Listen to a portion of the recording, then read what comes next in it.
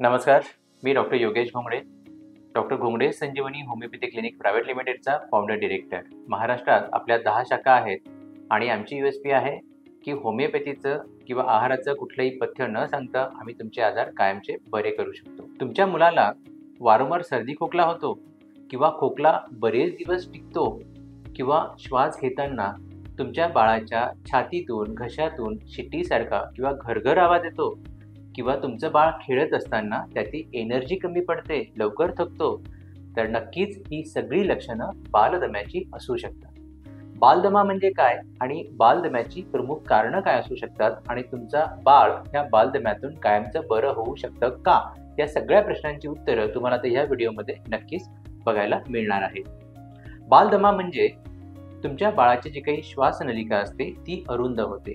बाळाच्या श्वासनलिकेमध्ये किंवा फुफ्फुसामध्ये कफ जमा होतो, श्लेष्म जमा होतो आणि म्हणून श्वासनलिका अरुंद होऊन त्याला श्वसनाला त्रास होतो आणि याला बालदमा असे म्हणतात. शक्यतो 5 वयाच्या आतील मुलं या आजाराला बळी पडतात आणि याचं प्रमुख कारण म्हणजे ॲलर्जी. ॲलर्जी तुमच्या बाळाला धुळीची असू शकते, धुराची असू शकते, परागकणांची असू शकते, थंड खाण्यापिण्याची असू शकते किंवा वातावरणातील जे बदल असतात त्याची सुद्धा असू शकते. बऱ्याच वेळेला तुमचं बाळ ह्या काही कारणांमुळे आजारी जर पडलं तर बालदमा सुरू होतो आणि बालदमा सुरू झाला की तुम्ही तुमच्या नजीकच्या डॉक्टरांकडे जातात. ते जे काही ॲलर्जीवरची औषधं देतात त्याच्याने तुमचं बाळ काही तासात, काही दिवसात बरं सुद्धा होतं. पुन्हा ॲलर्जीचा संपर्क आला, खाण्यापिण्यामध्ये जर ह्या गोष्टी आल्या, तुमचं बाळ पुन्हा आजारी पडतं, पुन्हा बालदम्याचा त्रास होतो, पुन्हा डॉक्टरांकडे जातात, पुन्हा तीच औषधं तुम्हाला मिळतात आणि त्या औषधाने तुमचं बाळ बरं सुद्धा होतं. असं वारंवार जेव्हा होत असतं तेव्हा बाळाचा बालदमा हा जुन्या स्वरूपात रूपांतरित करत असतो. बालदमा झाल्यानंतर आपल्याला मुळापासून तो बरा करता येऊ शकतो का? तर याचं उत्तर होमिओपॅथीमध्ये नक्कीच हो आहे. कारण होमिओपॅथी कुठलाही आजार हा मुळापासून बरं करते. तर बाळाचा जो काही बालदमा आहे याचं मूळ कारण जरी ॲलर्जी असलं तर ॲलर्जी होण्याचं मूळ कारण आहे बाळाची इम्युनिटी. म्हणजे बाळाची रोगप्रतिकारक शक्ती त्या ॲलर्जीला थांबवू शकत नाही. म्हणून बाळाला बालदमा होत असतो.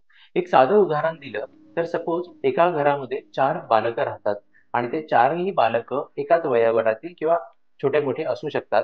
जर त्यांना सेम सगळ्या वस्तू खायला दिल्या किंवा ते सेम वातावरणात राहिले तर तुमचं बाळच फक्त आजारी पडतं, बालदम्याला बळी पडतं आणि बाकीची मुलं नाही पडत.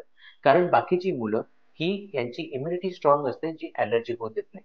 पण तुमच्या बाळाची इम्युनिटी ॲलर्जीची कमी असल्यामुळे तुमचं बाळ या ॲलर्जीला एक्सपोज होऊन ते बळी पडतं आणि त्याला बालदमा होतो. बरेच डॉक्टर्स किंवा बरेच पालक तुम्हाला ॲलर्जी अव्हॉइड करायला सांगतात तुमच्या बाळाला बालदमा होऊ नये म्हणून.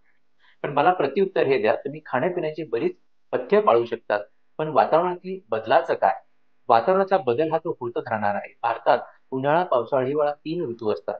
पावसाळा आणि हिवाळा आला तर तुमचं बाळ हे पुन्हा पुन्हा आजारी पडणारच आहे. तर याला कायमस्वरूपी सोल्युशन म्हणून होमिओपॅथीने तुमच्या बाळाची इम्युनिटी आपल्याला वाढवता येते. ॲलर्जी फाईट करण्याची इम्युनिटी होमिओपॅथीने वाढवता येते. म्हणजेच तुमचं बाळ याच्यातून कायमचं रोगमुक्त होऊ शकतं.